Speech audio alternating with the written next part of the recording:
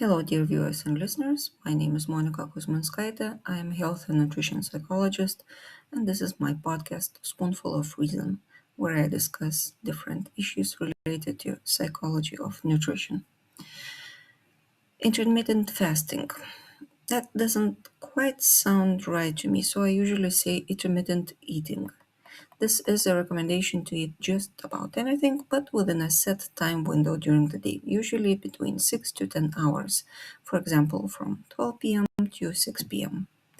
Eating during the remaining hours is not recommended, though drinking water is allowed and recommended.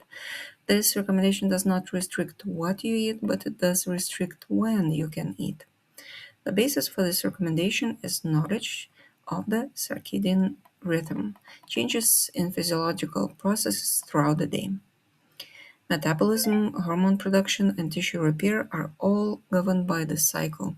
It is believed that the brain, the suprachiasmatic nucleus, or SCN, contains a so-called master clock that responds primarily to light. The liver, intestines, and adipose tissue also contain so-called peripheral clocks that are most responsive to mealtimes. If we eat irregularly or late in the evening when it is already dark, the central and peripheral clocks become out of sync. This misalignment is often associated with systemic chronic inflammation, impaired insulin sensitivity, elevated cortisol levels, and disrupted neurotransmitter signaling. It has long been known that aligning eating with time of day synchronizes these internal clocks. Once the functioning of these internal clocks is stabilized, fluctuations in hunger hormones decrease, intense evening hunger subsides, and basic cellular mechanisms such as autophagy, a natural body function that helps to clear out damaged cells, return to normal. In recent years, scientific research in this field has focused on the interaction between restricted eating windows and subjective psychological states, also sleep architecture and hunger hormones. When eating only at set times, the feeling of hunger decreases because the effects of hunger inducing hormones change. Ghrelin levels fluctuate less, leptin levels stabilize, and acute evening hunger spikes are reduced.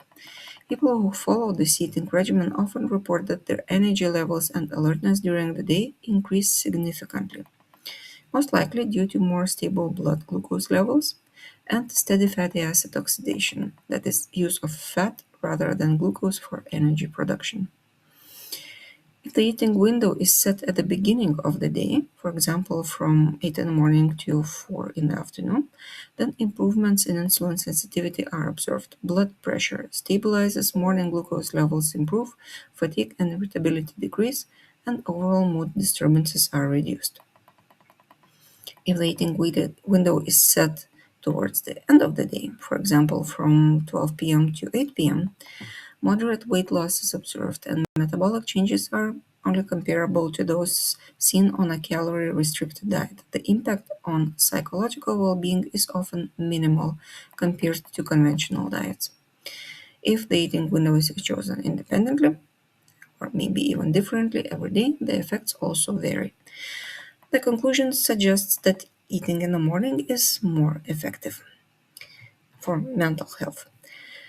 Another interesting finding is that people who strictly adhere to morning eating window also report that it takes them longer to fall asleep and that they sleep for shorter periods.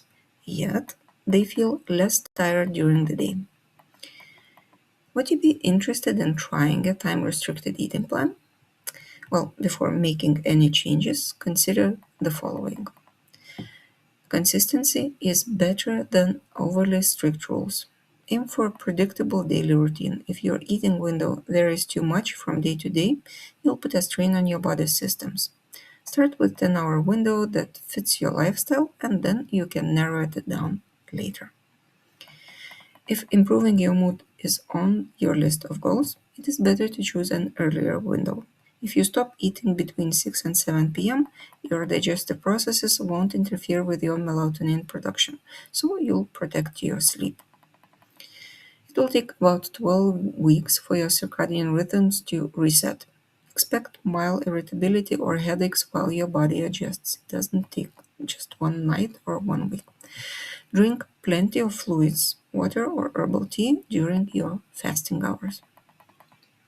Do not adopt time restricted eating if you have a history of eating disorders, as this may trigger old patterns of unhealthy behavior.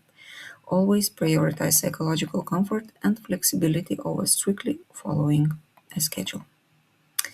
That's all I had for this week on time restricted eating. I hope it was useful. My name is Monica Kuzminskaite. I'm health and nutrition psychologist. I help to deal with simple and complicated issues around emotions, behaviors, and thinking. I write, I give lectures, and I provide psychological counseling. You will find the link to register for a counseling session in the comment of each post, and you will find my posts on social media searching either for my name or for keywords Spoonful of Reason. Drop me a message if you have any comments or questions. And meanwhile, wishing all of you peace,